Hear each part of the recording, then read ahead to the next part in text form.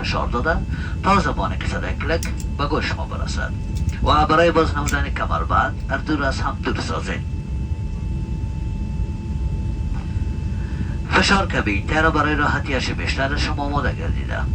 در صورت کمشن شعار هوا ماسک اژن که بالای سطح شما قرار دارد به شکل اتومات باز میگردد. در چنین حالت نزدیکترین ماسک را به طرف خود کشانیده و آن را بالای دهن و بینی خویش قرار داده به صورت دادی تنفس نمایید. اگر با اطفال سفر می نمایید اول خود و بعدا اطفالتان را با ماسک مجهز سازید. با مسافرین محترم توصیه می گردد قبل استفاده از ماسک صورت خود را بردارند.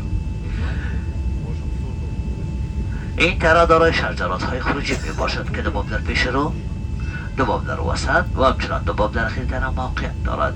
این تره مجهز با ضمن چراغ‌های زمینی اضطراری می باشد که در حالات اضطراری شما را به نزدیک درزه خروجی راهنمایی می نماید. علاوه بر این نشانه‌های خروج در نزدیک دروازه خروجی قرار دارند. برای معلومات بیشتر می توانید از کارت های مسئولیت که در مقابل سینه‌های شما قرار دارد استفاده نمایید. مسافرین محترم، استفاده از موبایل و دیگر اشیاء برقی در موقع برخاست نشست جدا ممنوع می باشد. همچنان از کشیدن سیگارت در داخل کابین و حتی شراب‌های تر جدا خودداری نمایید. مسافرین عزیز، در واقع برشتن تر از زمین لطفاً کمربندهای سیتای خویش را بسته نموده، میزار و جار محکم نموده و استال و بلندانی آن قرار دهید. از توجهتان تشکر. برای شما سفر خوش و آرام تمنا داریم.